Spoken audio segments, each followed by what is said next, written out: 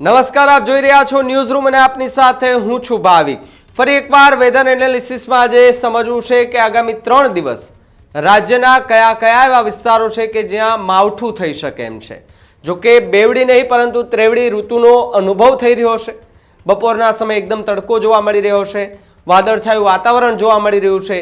સાંજના સમયે તમે નીકળો તો તમને ઠંડી જેવો અહેસાસ થતો હોય છે અને એ ક્યાંક ને ક્યાંક બીમારીનું કારણ પણ બની શકે છે, કારણ કે વાતાવરણમાં અચાનક પલટો આવતાની સાથે જ બીમારીનું ઘર પણ જે છે તે મંડરાઈ જતું હોય છે। ત્યારે આ શિયાળાની શરૂઆત પહેલા અરબ સાગરની અંદર એક સિસ્ટમ સક્રિય થઈ છે। આ સિસ્ટમ સક્રિય થતાની સાથે જ ગુજરાતમાં માવઠું થાય તેવી શક્યતાઓ છે। એક તરફ અને પહેલા જ્યારે થોડા દિવસ પહેલા માવઠું પડ્યું હતું ચોમાસામાં ત્યારે ખેડૂતોનો પાક ખૂબ નુકસાનીમાં ગયો હતો, પરંતુ ફરી એકવાર માવઠું થતા ગુજરાતના કેટલાય ખેડૂતો કે તેનો જીવ તાળવે ચોંટી ગયો છે। ત્યારે વિન્ડી મેપના માધ્યમથી આજે જાણવું છે કે આગામી 3 દિવસ રાજ્યના કયા કયા વિસ્તારોમાં એ વિન્ડીમાં બતાવી રહ્યું છે કે જે સિસ્ટમ છે એની અસર ક્યાં ક્યાં થવાની છે। આપણે જોઈએ અત્યારના દ્રશ્યો છે કે તમે જોઈ લો કે જ્યાં ગુજરાતના એ તમે સૌરાષ્ટ્રનો દરિયોકાંઠો ભાવનગર છે, રાજુલા પંથક છે, ઉના આવી ગયું, વેરાવળ આવી ગયું, પોરબંદર, દ્વારકા, આ જે દરિયાકાંઠો છે ત્યાં ખૂબ વરસાદ જોવા મળી રહ્યો છે, કારણ કે અરબ સાગરની અંદર મેપને થોડો ઝૂમ આઉટ કરી લઈએ એટલે આપણને ખબર પડે કે ક્યાં સુધી સિસ્ટમ આખી ફેલાયેલી છે।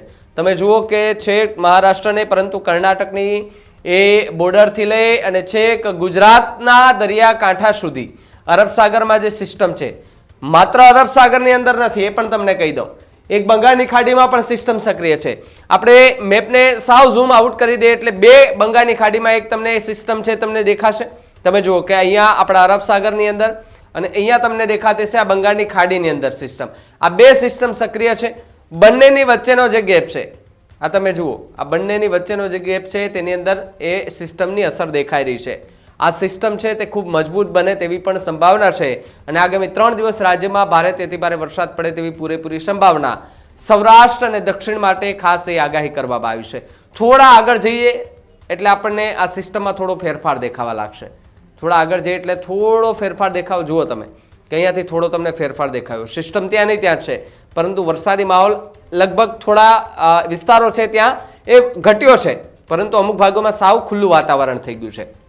પરંતુ જેમ જેમ દિવસ આગળ જશે તેમ તેમ એ સિસ્ટમમાં ફેરફાર થશે। તમે જુઓ થયો ફેરફાર થોડો, સિસ્ટમ અહીંયા છે, અહીંયા થોડી મજબૂત બની છે, એની અસર અહીંયા થઈ રહી છે। મુંબઈ અને ગુજરાત આ બંને વિસ્તારોમાં દરિયાકાંઠાના વિસ્તારોમાં ખૂબ અસર કરશે। થોડાક આગળ જઈએ અને મેપને ગુજરાત તરફ આપણે લઈ જઈએ, ઝૂમ કરી લઈએ એટલે આપણને ખબર પડે કે ગુજરાતમાં કયા કયા વિસ્તારો છે કે ત્યાં એની અસર સીધી જ જોવા મળી શકે છે। તમે જુઓ જૂનાગઢમાં અસર છે, દીવમાં છે, ગીર સોમનાથમાં છે, ભાવનગરમાં છે, વડોદરામાં છે, સુરતમાં છે, વલસાડ છે, પાલઘર છે। એટલે ગુજરાત અને મહારાષ્ટ્રની બોર્ડર સાથે જ ગુજરાતનું જે સૌરાષ્ટ્રનો દરિયાકાંઠો ત્યાં એ દરિયાકાંઠામાં એની સિસ્ટમની સીધી અસર થશે, કારણ કે આખે આખું તમે જુઓ કે બ્લુ, યલો અને રેડ આ જે ઝોન આપેલા છે, ઝોન વાઇઝ રાજ્યના કેટલાક એવા દરિયાકાંઠાના વિસ્તારો છે કે જ્યાં દરિયાકાંઠે સિગ્નલો હાલ તો લગાડી દેવામાં આવે છે, 1 નંબરનું સિગ્નલ લગાડી દેવામાં આવ્યું છે। માછીમારોને પણ એ સાવચેતીના ભાગરૂપે એલર્ટ કરાયા છે કે આગામી 3 દિવસ સુધી જ્યાં સુધી આ સિસ્ટમ નબળી ન પડે ત્યાં સુધી માછીમારી કરવા માટે દરિયામાં ન જવું, કારણ કે ગમે ત્યારે પવનની ગતિ જે છે એમાં સતત ને સતત વધારો થાય તેવી પૂરેપૂરી સંભાવનાઓ છે। થોડા આગળ વધીએ એટલે ખબર પડે, કારણ કે આ સિસ્ટમ છે એ ન માત્ર સૌરાષ્ટ્ર પૂરતી, એ લગભગ બધે જ ફરી વળવાની છે।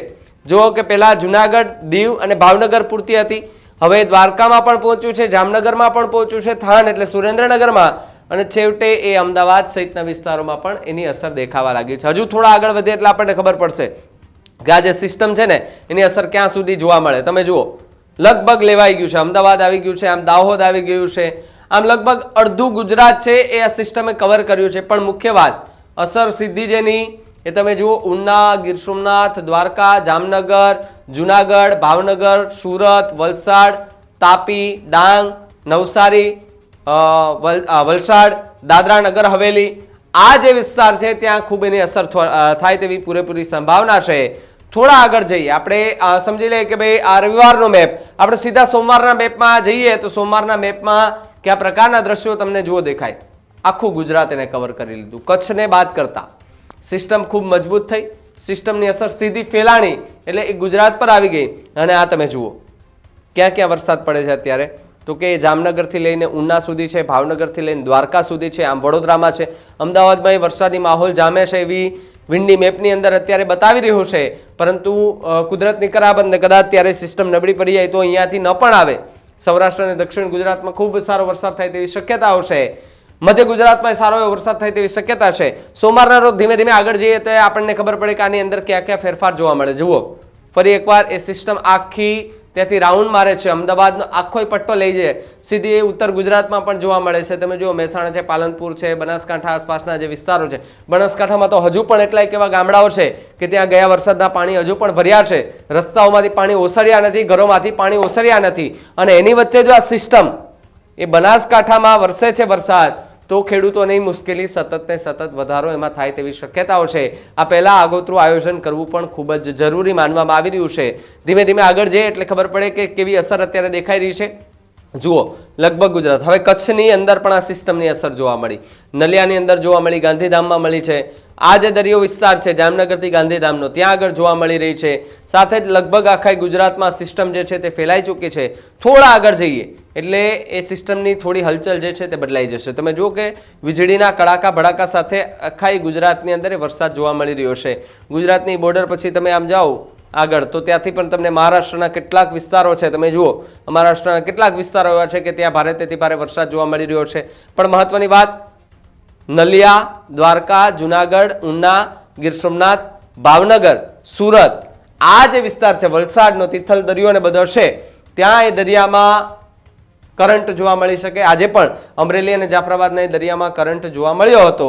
ત્યારે આગામી 3 થી 4 દિવસ સુધી રાજ્યમાં વરસાદી માહોલ રહે અને સાથે જ વાદળછાયું વાતાવરણ રહે ને એની સાથે વરસાદી ઝાપટા પડે તેવી હવામાન વિભાગ છે તેના દ્વારા આગાહી આપવામાં આવી છે.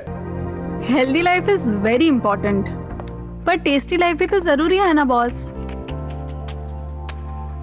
समोसा चाट से है प्यार, पर एसिडिटी से कैसे रहोगे दूर यार. Wait, we have a 3-step solution.